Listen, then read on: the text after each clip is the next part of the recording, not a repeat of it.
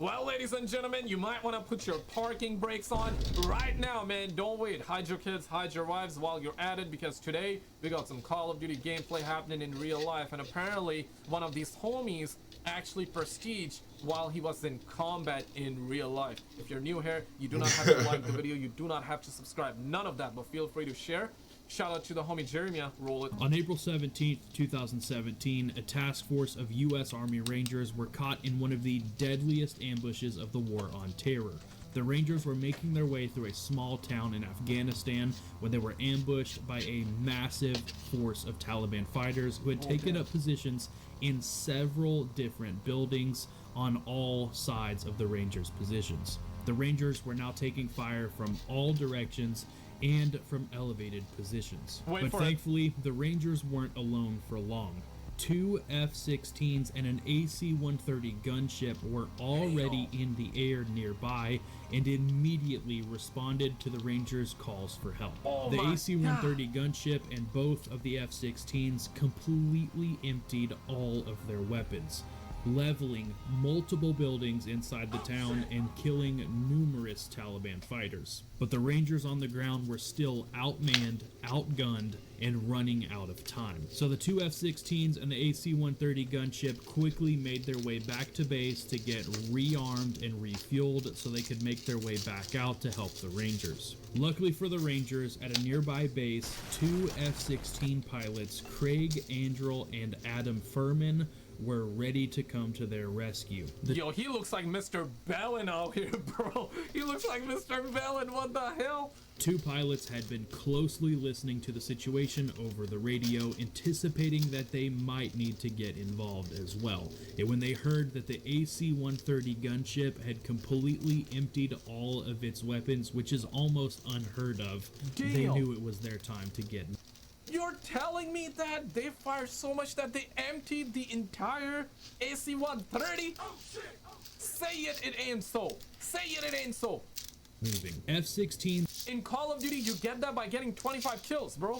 Are equipped with a high-tech they knew it was their time to get moving. F-16s are equipped with a high-tech communication system that directly links with the J-TACs on the ground with the Rangers. And the J-TACs can send essentially text messages to the pilot letting him know exactly which targets they need hit. And while they were on their way to the Rangers' position, Andrel and his F-16 received a message from one of the J-TACs on the ground. Imagine text messaging your homie in combat. Hey man, like, you know, that I'm sending you a Google Map waypoint.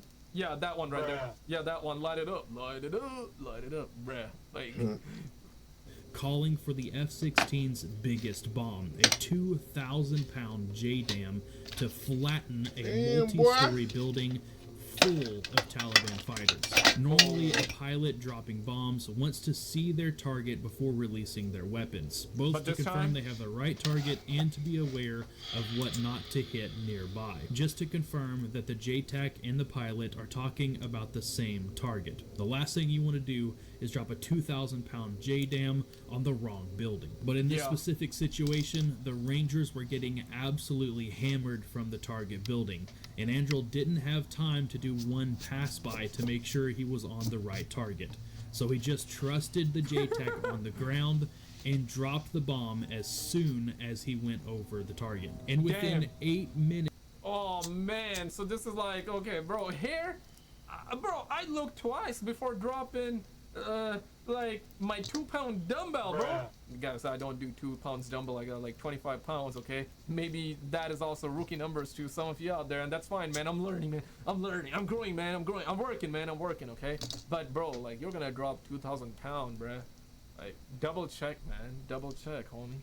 Minutes of taking off from the runway back at base, he had dropped his first JDAM on the target. This time, about 15 seconds to impact. 15 seconds? Oh shit. The rounds are hitting right in front of us. Oh my god.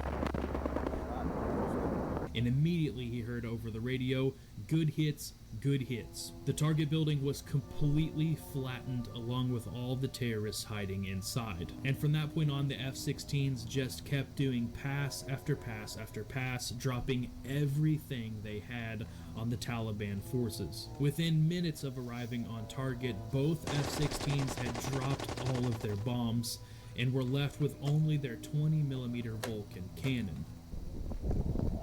Oh my god, he prestige. I'm sure he must have prestige. And unlock Tiger stripe camo. That Which they used to strafe targets over and over and over again until their fuel began to run low. While on these types of missions, the F-16s refueled one at a time, one sprinting away to gas up from a nearby tanker, while the second stayed overhead to protect the Rangers. They decided that Andrew would be the first to peel off and go refuel at a nearby tanker. But while he was approaching the tanker, a thought occurred to him. Even with more gas, he'd have no more bombs to drop. But the spare F-16 back at base was fully loaded. So he quickly radioed back to base to make sure the spare jet was available. Thankfully, it was available and fully loaded. The spare F-16 back at base wasn't just any old F-16. It was the unit's flagship jet with a tiger stripe paint job. It represented the squadron and was parked in... Yeah, I was reading comments before I checked, and yeah, people were saying the homie prestige unlocked that red tiger stripe camo. Okay, that's what the comments were talking about. Yeah, homeboy just prestige and unlocked that tiger stripe camo, bro. The first position on the flight line. The jet was assigned to the unit's crew chief and was mostly set aside for VIP tours and was always the cleanest, nicest of the jets on base. But today, this F-16 was going to be put through the ringer. After landing, Andrew quickly switched over to the other F-16, and everyone rushed as fast as they could to get through all the safety checks before he could take off. On a normal day, a pilot who lands an F-16 might be ready to climb down from the cockpit 20 minutes after touching down, while those heading out to fly generally step to the jet an hour before taking off. From touchdown to wheels up, Androl was on the ground at Bagram Base for just 39 minutes. As Androl approached the target with his new fully loaded tiger striped F-16, he received another message from the JTAC on the ground.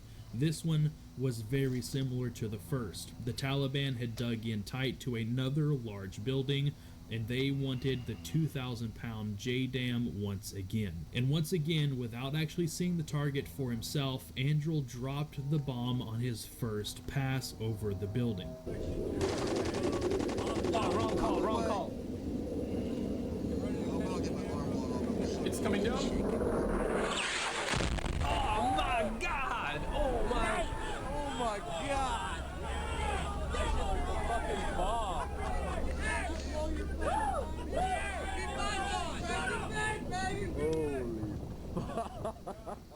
After drop, Yo, I can only imagine how loud that would have been in real life.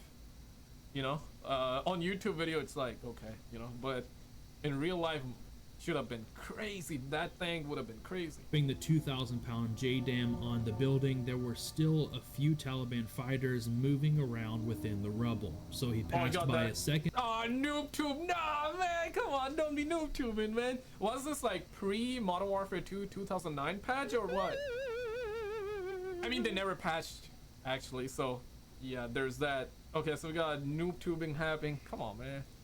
Time dropping a 500-pound JDAM on the same building. All was then finally quiet within the buildings of the town, but the Rangers were taking heavy fire from a nearby tree line. So the F-16s then dropped their remaining bombs on the tree line and started strafing with their 20mm cannons. Then suddenly the AC-130 gunship and the two F-16s from earlier returned to the target location, fully rearmed and refueled, relieving Androl and Furman. When all was said and done, an AC-130 gunship completely emptied all of its ammunition, two F-16s completely emptied all of its ammunition, Furman's F-16 completely emptied all of its ammunition, and Androl completely emptied 2 separate F-16s of all their ammunition. That So you're telling me there was no juice left? Pause.